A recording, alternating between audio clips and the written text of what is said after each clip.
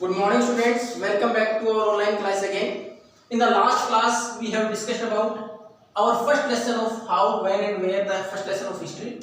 In that particular lesson we have discussed why dates are so important. हम history जब भी पढ़ने की बात करते हैं कि डेट्स हैं, बहुत सारी डेट्स आ गई उसके अंतर्गत। उस टाइम पर हमने देखा था क्यों इंपॉर्टेंट होती चली गई वो, क्योंकि शुरुआत में ज्यादातर आप देखेंगे तो we are focused on political history, हमने राजनीतिक इतिहास के ऊपर फोकस किया। And basically when the king was crowned, कि कब तो राजा बना, then after who succeeded him, उसके बाद कौन आया, at what time और at what date he fought for different war, कब कब उसने युद्ध लड़े, इसलिए एक डेट इतनी सारी दिखाई दी। लेकिन कई बार ऐसा नहीं होता एक डेट के अंदर किसी चीज को लिख दें, we have to count a period, हमें पूरा एक समय निर्धारित करना होता है क्योंकि चेंजेस समय के साथ होते रहते हैं, एक दिन में नहीं हो सकते।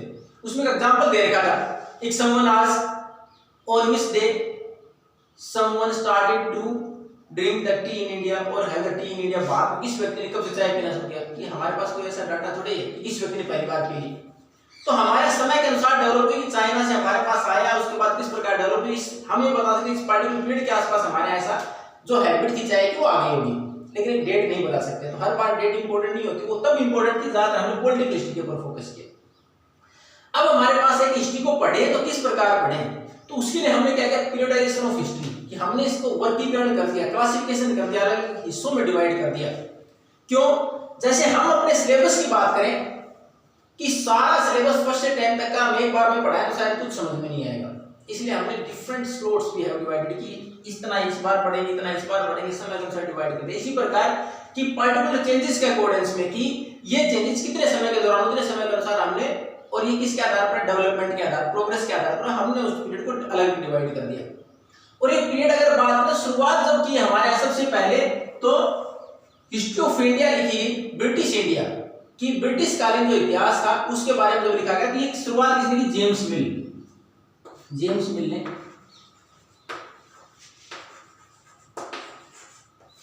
ये कौन थे, स्कॉटिश पॉलिटिकल और इकोनॉमिक फिलोसोफर। अब इन्होंने किस प्रकार डिवाइड किया इंडियन हिस्ट्री को, इन्होंने डिवाइड किया on the basis of religion of the ruler, शासक जो थे उनका धर्म क्या था। इसने किस प्रकार डिवाइड किया, सबसे पहले हमारे यहाँ वैदिक काल की बात करें, most of the rulers are Hindus, then after Sultanate period as well as Mughal period Muslim, then after British, बाद में हमारे यहाँ 1600 ऑनवर्ड्स, उसके बाद हमारे ब्रिटिशर्स आए और एक्चुअल जो शासन स्टार्ट किया हम कहां से मानते हैं, 1757 after the battle of Plassey, Plassey की युद्ध के बाद वास्तविक हमारे ऊपर शासन करना शुरू किया ब्रिटिशर्स ने। इससे पहले तो ये क्या थे, एक ट्रेडिंग कंपनी, केवल ट्रेडिंग और हमारे व्यापार के पर्पज से आए थे। उसके बाद 1757 में जब सिराजुद्दौला को हराया गया प्लासी में, उसके बाद बंगाल से डायरेक्ट इन्होंने कंट्रोल करना शुरू किया था। तो जेम्स मिल ने जो डिवाइड किया हिस्ट्री को, इस प्रकार डिवाइड किया था, लेकिन इस हिस्ट्री को इस प्रकार क्या बाकी ने स्वीकार किया, इट वाज क्रिटिसाइज्ड, इसकी आलोचना की गई। क्यों की गई, अब आप लोग खुद देख सकते हो, क्या उस समय के दौरान और कम्युनिटीज थी नहीं, जब हिंदुओं ने शासन किया, बाकी कम्युनिटीज नहीं थी भारत में। अगर मान लो नहीं थी तो भी क्या हमारे यहाँ समाज के अंदर बाकी जो लोग थे हमारे पास, वो किस प्रकार सरवाइव करते थे, उनकी खुद की लाइफ भी रही होगी, सामान्य तौर पर जीवन कैसा था, क्या शासक का जीवन ही महत्वपूर्ण था, बाकी लोगों का जीवन कहीं हमारे लिए कोई मैटर नहीं करता था, किस प्रकार सरवाइव करते, कैसी सोशल लाइफ रही होगी उस टाइम पर, कैसा समाज के अंदर बाकी डिवीजन रहा होगा, उसके बारे में कहीं कुछ नहीं बताया गया। उसी प्रकार ये दूसरा हमारे पास मुस्लिम संत की बात करें तो भी शासक के अनुसार कि कौन शासक किस प्रकार शासन किया, उसके बाद कौन बना, लेकिन बाकी समाज के अंदर बाकी कम्युनिटीज, इकोनॉमिक चेंजेस क्या कुछ है हमारे पास, सोशल चेंजेस क्या कुछ, उनके बारे में कहीं कुछ नहीं दिया गया। और सबसे महत्वपूर्ण उसने जो ये लास्ट का पीरियड था, ब्रिटिश पीरियड था, इसको सारे डेवलपमेंट और प्रोग्रेस का आधार बताया, कि भारत में इससे पहले कोई डेवलपमेंट या प्रोग्रेस थी ही नहीं। India was civilised by the Britishers, कि हमारे यहाँ तो सारी सभ्यता किसके द्वारा दी, ब्रिटिशर्स के द्वारा दी थी, इससे पहले कोई प्रोग्रेस नहीं, भारत में कोई हमारा डेवलपमेंट नहीं हुआ था, सब कुछ इन्हीं की देन है। इसके आधार पर इसको क्रिटिसाइज किया गया कि पहले भी डेवलपमेंट रहे, प्रोग्रेस रही, और आध्यात्मिक तौर पर अगर बात करें, स्पिरिचुअल तौर पर तो हम शुरुआत से बाकी से बहुत आगे रहे हैं। तो इस प्रकार जेम्स मिल ने जो क्रिटिसाइज किया, इसकी आलोचना भी हुई कि ये सही तरीका नहीं है कि शासक के धर्म के आधार पर ही हम हिस्ट्री को डिवाइड करें। इसलिए उसके बाद बाकी जो डिवीजन हुआ उसको किस प्रकार किया गया, एंशिएंट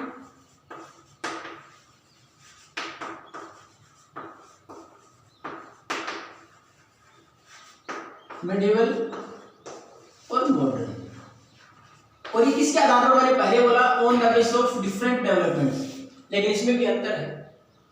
क्या जो डेवलपमेंट हमारे यहाँ मॉडर्न पीरियड में वो सेम वैसे ब्रिटिश पीरियड में थे। ब्रिटिश अगर हम बात करें यूरोप की, it was quite advance than us, हमारे से काफी एडवांस डेवलपमेंट रहे वहाँ। इंडस्ट्रियलाइजेशन की बात करें तो वहाँ 16th और 17th सेंचुरी इंडस्ट्रियलाइजेशन हो गया था, हमारे यहाँ तो काफी लेट हुआ उसके बाद। तो हर जगह ये भी बराबर नहीं है। हालांकि हमने डिवाइड किया पार्टिकुलर चेंजेस के अनुसार, पार्टिकुलर इवेंट्स के अनुसार किस प्रकार बदलाव हुए, लेकिन इसमें भी अंतर है। लेकिन हमने बेसिकली किस आधार पर डिवाइड किया, इसके आधार पर किया। और इसमें भी समय अगर आप बात करें तो बाद में आप 6th स्टैंडर्ड में आप पढ़ के आए थे, एंशिएंट पीरियड को हमने कब तक माना था, एग्जैक्ट डेट तो दे रखी है 712 AD और नियरली अबाउट 8th सेंचुरी, 8वीं शताब्दी की शुरुआत तक। देन आफ्टर मिडिवल 8 to 18, 8वीं से 18वीं शताब्दी, इसको दो हिस्सों में डिवाइड कर दिया गया था। इसका अर्ली और लेटर, अर्ली 8 से 13 और later 13 to 18, then after 18th onwards modern, इस प्रकार डिवाइड किया गया। और ये जो समय था इसको बाकी इतिहासकारों ने वापस लिखा तो इसमें चेंज कर दिया गया। क्या चेंज किया गया, इसको ब्रिटिश की बजाय भारत में किस प्रकार बताया गया, colonial period.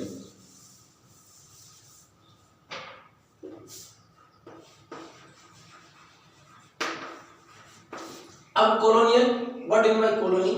The word colonial came from the word colony. Colony का मतलब कि the area which is सबजुगेटेड by the any other country और एनी अदर रूलर, की हमारे यहाँ आगे कोई दूसरा शासन करे। नरेंद्र मोदी जी जाके बांग्लादेश पर कब्जा कर ले, वहां शासन करना शुरू कर दे तो Bangladesh will be the colony of India. तो इस प्रकार हमारे यहाँ क्यों बोला, क्योंकि ब्रिटिशर्स ने हमारे यहाँ आने के बाद शासन की शुरुआत की, तो इस पीरियड के दौरान जो भी चेंजेस हुए उसको हमने कॉलोनियल में काउंट किया कि उपनिवेशवादी शासन था हमारे यहाँ। हमारे देश को उपनिवेश बनाया गया उनके द्वारा और उसके बाद यहाँ शासन किया गया, जो बदलाव हुए तो ब्रिटिश को चेंज करके हमारे लिए इसके लिए वर्ड इस्तेमाल किया गया था कॉलोनियल पीरियड।